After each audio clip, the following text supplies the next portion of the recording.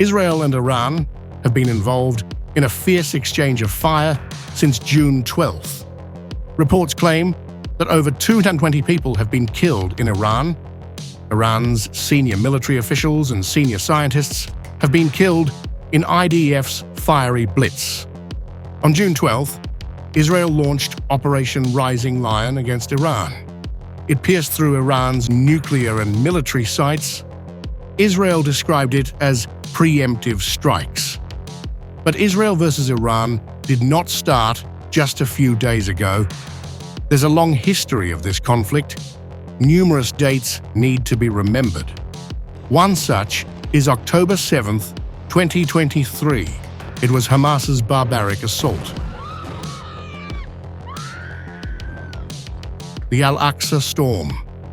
Attacks, mass murders, abductions on a scale not seen in Israel's history. The mastermind was Yahya Sinwar. At that time, Iran termed the attack logical and legal.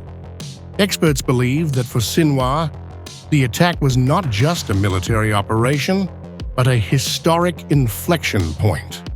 Sinwar believed that the October 7th attack would burn Israel and the Middle East map would be redrawn.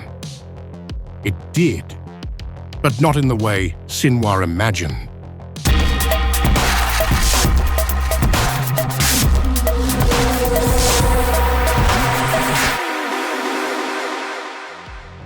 Ex-Hamas boss thought that the shock value of the attack would overwhelm the Israeli state, and Iran's axis of resistance would stand as one.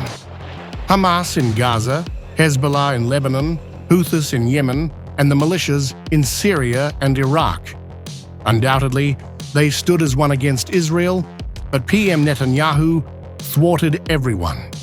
Within 20 months, Israel finished the top names of the axis of resistance, be it Ismail Haniyeh or Yahya Sinwar himself. There's a long list of Hamas and Hezbollah leaders killed by Israel since October 7th massacre. Ismail Haniyeh, Hamas leader killed in July 2024. Mohammed Deif, killed in an Israeli airstrike in August 2024. Fuad Shukar, top Hezbollah commander, killed on June 2024. Hassan Nasrallah, Hezbollah, chief killed by Israel in September 2024. Yahya Sinwar, Hamas boss, killed October 2024. Now, who is Israel's next target? As Israel continues to pound key locations inside Iran, its allies, the so-called axis of resistance, remains almost silent. 20 months after the outbreak of war in Gaza in October 2023, Iran's allies in Lebanon, Iraq, and Yemen appear to be diminished. Has the weakening of Axis members left Iran with limited options, changing the equation completely for Khamenei? For over 3 decades, Iran's strategy looked clear. It used to surround Israel with its armed proxies. Tehran created a deterrent wall around itself.